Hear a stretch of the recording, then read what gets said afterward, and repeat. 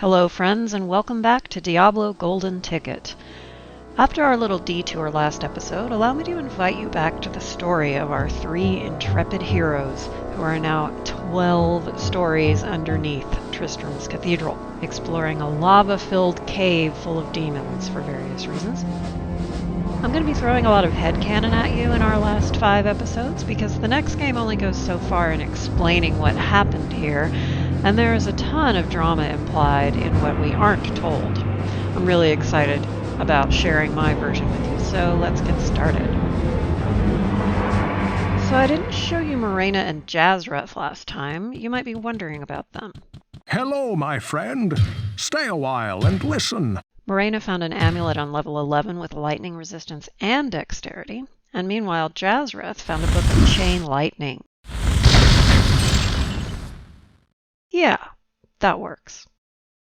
And so now Prince Aidan leads the way down to the deepest level of the caves below the ruined Zakarum Cathedral. He's been so driven this whole time that Cain is kind of concerned about him, but after all this time with no real answers about Albrecht's fate, Aidan's motivation is starting to flag.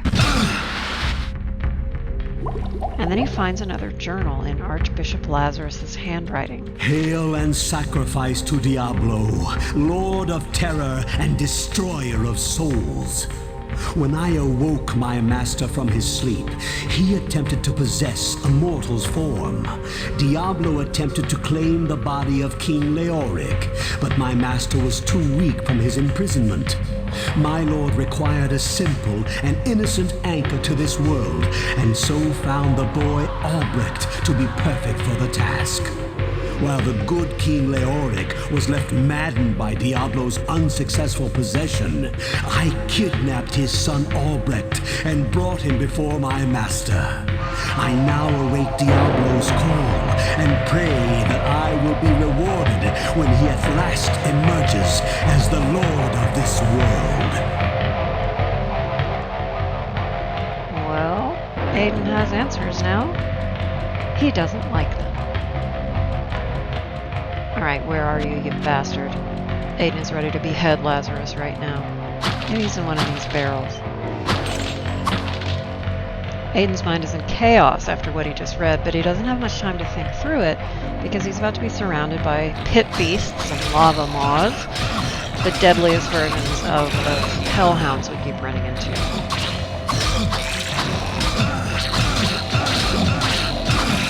So he's going to spend all of level 12 dodging demonic projectile vomit.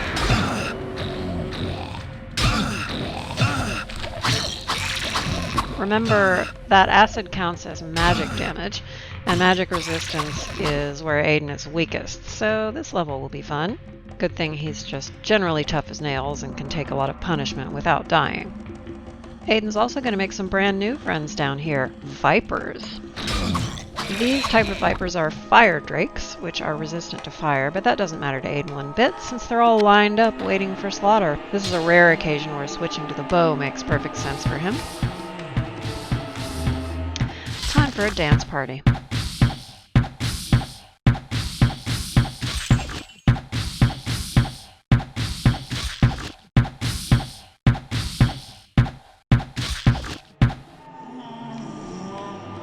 Back to our regularly scheduled program of hack and slash.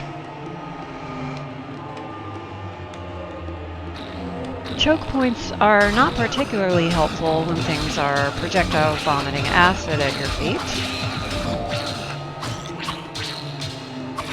Woo! Level up!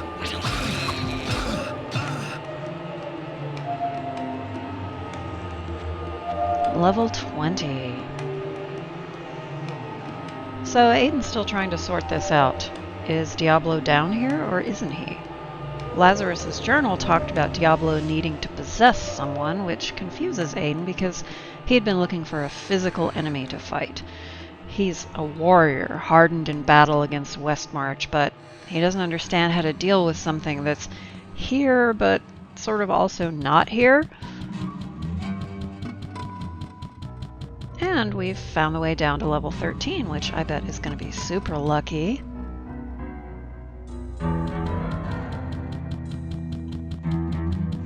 Now here we have the nightmare situation that was pretty much my first warrior Peter's entire cave experience, trapped across lava from ranged guys. I mean, you can try killing everything with a bow before it kills you, but the only solution that doesn't mean burning every potion on your bar is to keep exploring until you find the opening in the maze, and then turn the advantage in positioning back to yourself. Wait for it.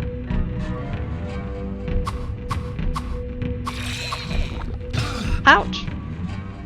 And now you wait for more to come, or at the very least wait for the acid to stop bubbling before you move forward.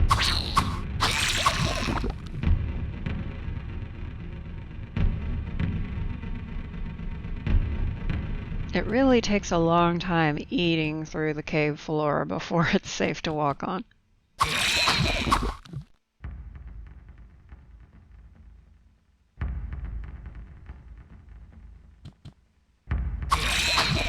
Now I can't see the bubbling acid, but you get used to the approximate amount of time it takes to chill out.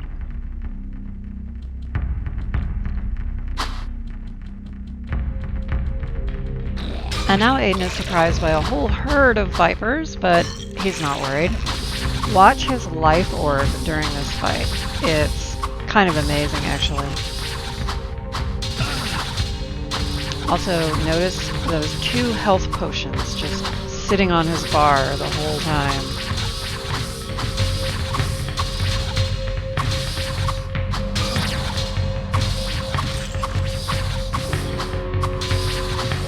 So do you see the kind of pretty purple one in the crowd? That's Viper Flame, who is the unique fire drake here on this level.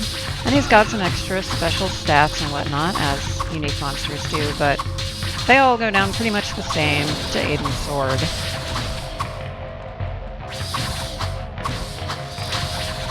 Down you go, Viper Flame.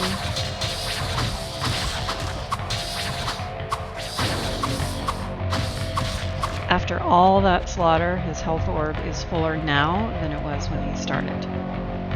All hail King Aidan of Condorus.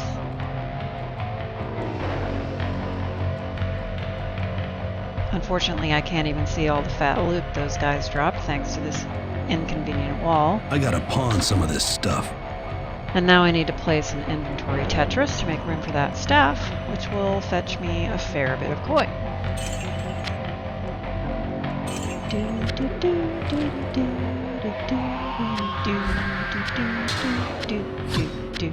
There we go.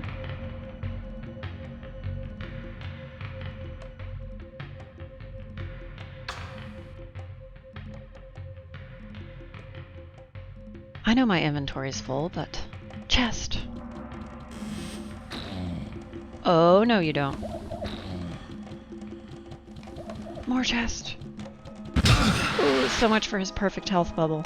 There's no hitting the chest back to kill it and leech its life force or anything. So Aidan is going to confer with Lazarus while he's in town and tell him he needs help researching this Diablo situation. What's Lazarus been up to? Well, he's been using Stone Curse plus Firebolt a lot, but now he's found a new spell. Fireball. I'm gonna learn that. And I'm just gonna pop that right into the spot that Firebolt used to occupy on my hotbar, since it serves the same general purpose of setting things on fire that don't have fire resistance, and it's more powerful than Firebolt. I'm gonna need some more mana than this to really give it a good try though, and it looks like I've only got 1 potion left on my belt, so back to town for me. That is not a town portal scroll. I don't have one. I really do try to keep one on me, but at least in Marina and Lazarus' case, it's not a deal breaker unless I run completely out of mana. Lazarus is excited to comb the caves for more Horadrim texts. In my headcanon, there are books kind of scattered all over down there, and the ones that appear in-game are just the only ones intact enough to read. This whole complex we've been killing things in is underneath what used to be a Horadrim monastery, which was a center of learning. And in the version we see in Diablo 3, it's just stuffed full of books. I sense a soul in search of answers. So I think what Jazareth is probably doing down there is sifting through piles of burned and moldy and otherwise ruined books, trying to find some that are readable. And he's more than happy to look for whatever specific books Aidan is interested in along the way. Unless it's a powerful spell tome, he really has no problem sharing knowledge with whoever's interested in it.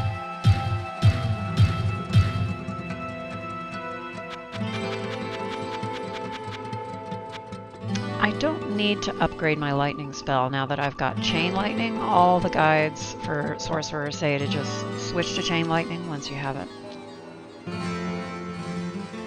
And a staff of mana shield is awesome, but as you may recall, I am already carrying one of those. And mine comes with fire resistance. Think that'll be enough mana potions? So as I mentioned before, I think Aidan and Jazareth probably don't trust each other at all, given that Zakarum, the faith to which Aidan at least nominally belongs, took control of most of human society away from the mage clans under pretty icky circumstances. But in this particular task, I think Jazareth is happy to help Aidan, because the Viserai are committed to battling demons, and Aidan is committed to battling the specific demon that has apparently been offered his brother as a snack. So this monologue I'm about to listen to here, this is among the first bits of NPC gossip I ever heard in the Peter playthrough, and it made me roll my eyes a lot. Oh, Jillian is a fine woman, much adored for her high spirits and her quick laugh. She holds a special place in my heart. She stays on at the tavern to support her elderly grandmother who is too sick to travel. I sometimes fear for her safety, but I know that any man in the village would rather die than see her harmed. Yeah, sometimes it's pretty obvious that the only woman around when this game was created was the office manager, who took on the task of buying toothpaste and deodorant and passing them around so the office would stop stinking. Well, what can I do for you? That's 100% true, by the way.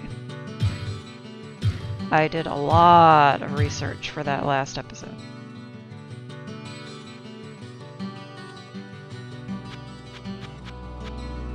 Griselda actually has a pretty awesome ring there. Dexterity isn't much use to Jazareth, of course, but anytime you can up all the resistances at once, that's super efficient. And he's definitely got room to add to those. The rings I'm wearing aren't super amazing either. I have to close the character pane to actually see the stats, though, for some reason. Light radius I do want to keep if I can. It's just so hard to see down there otherwise. 10 to all resistances seemed great until I found a ring that adds 22 to all of them, so I'm just going to replace that. I've mentioned that I think Jazareth has a lot of respect for Cain due to his scholarly pursuits. I cannot cast that here. A thing I haven't mentioned because I didn't really know until I started reading this Diablo novel called The Order.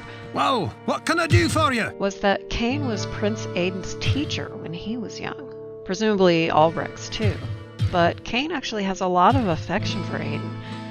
And I think that affection has turned into a deep respect since he's seen how Aidan came back from the war, what can I do for you? all seasoned and stoic. I don't think Cain's affection is returned, though. Aidan is, in general, a pretty distant person, especially recently. Cain has been very concerned about him, and especially about how Aidan keeps wanting to go down into the ruins alone to fight demons. Cain is too old to go with him into combat, and he isn't sure how much Aidan is even listening to his warnings. Cain himself didn't listen to warnings and prophecies in time to prevent all this, and the town's misfortune really weighs on him. Although he's traveled a lot, he did grow up here. Cain had a wife here and a child too. But his wife wasn't a fine enough woman with a quick enough laugh to pull his attention from his books, I guess. She tried to leave him and take their son, and Condorus being what it is, bandits murdered them both. Cain has never forgiven himself for that either.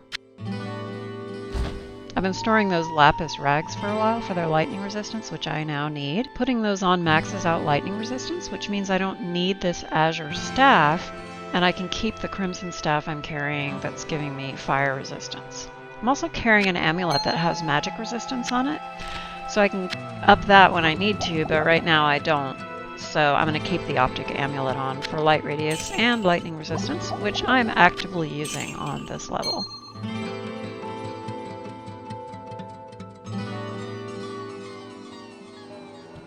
So this book, The Order, has really filled out some of the story from Tristram for me.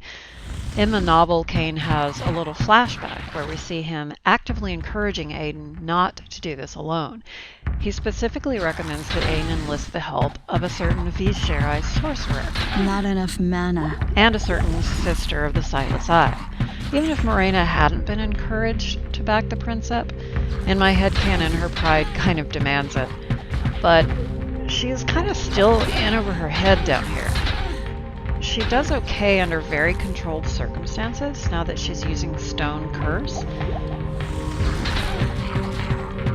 The strategy with her is basically to back herself into a corner where the approach narrows off, turn the guy in front to stone, and use him to block anyone behind him from getting to her.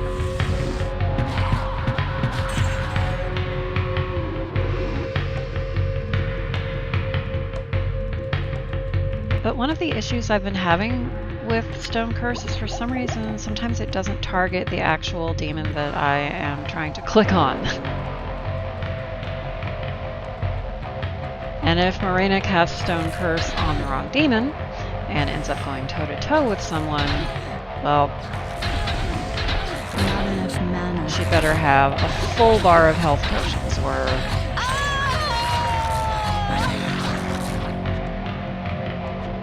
By the way, as you may recall from earlier videos, Morena's game ended up getting the Lazarus tomes that Aidan's game got. So in order to see the text of level 12's demonic tome, I'll just have to summon a demon to recite it for you.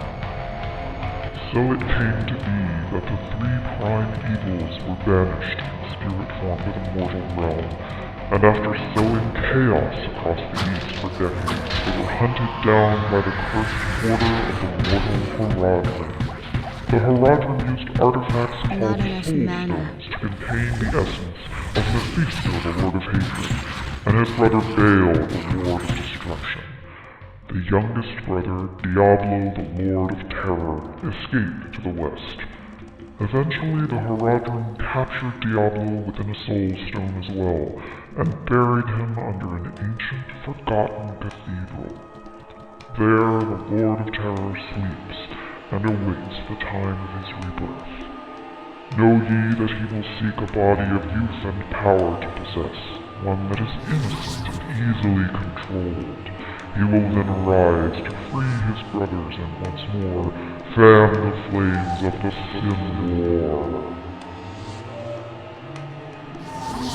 I'm just going to headcanon that Jazreth finds that tome at around the same time he finds his other one, which you'll see shortly.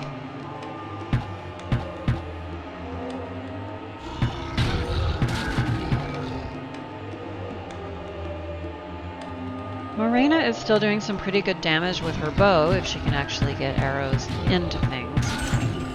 So I'm going to keep pumping up her magic points and hopefully give her a few more options to use as the levels get more and more difficult down here. Speaking of options, how's Jazreth doing with Fireball?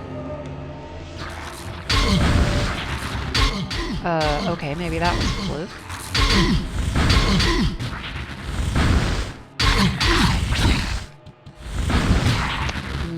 Nope, he's one-shotting these guys with it, so we're definitely keeping Fireball.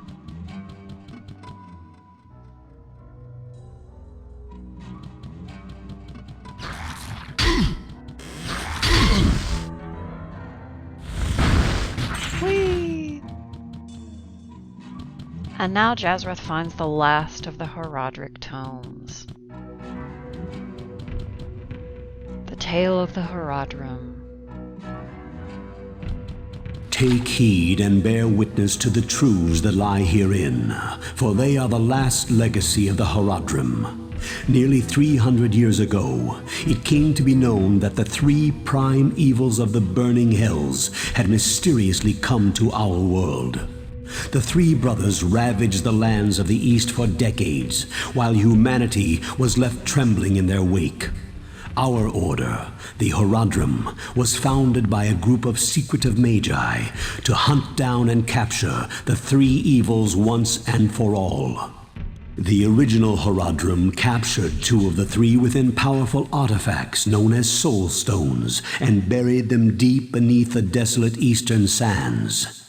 The third evil escaped capture and fled to the west with many of the Horadrim in pursuit. The third evil, known as Diablo, the Lord of Terror, was eventually captured, his essence set in a soulstone and buried within this labyrinth. Be warned that the soulstone must be kept from discovery by those not of the faith. If Diablo were to be released, he would seek a body that is easily controlled, as he would be very weak, perhaps that of an old man or a child. What's peculiar about this text is they say the Dark Exile happened 300 years ago, which is true, if the book was written today. But this is a book supposedly written by a member of the Horadrim who abandoned this monastery 200 years ago and pretty much haven't been heard from since. So let's just pretend the text said 100 years ago and move on, shall we? Once Lazarus shares this information with Prince Aidan, as well as the text of the demonic tome, Aidan has everything he needs to put together what's going on. Diablo isn't here exactly, but his soul is, trapped in something called a Soulstone. He's been communicating with Lazarus from inside the stone, giving him orders, and is now hoping to possess Prince Albrecht, who was brought down here by Lazarus. There's still some hope, as the texts suggest that Diablo is weak and that he had already failed to possess King Leoric.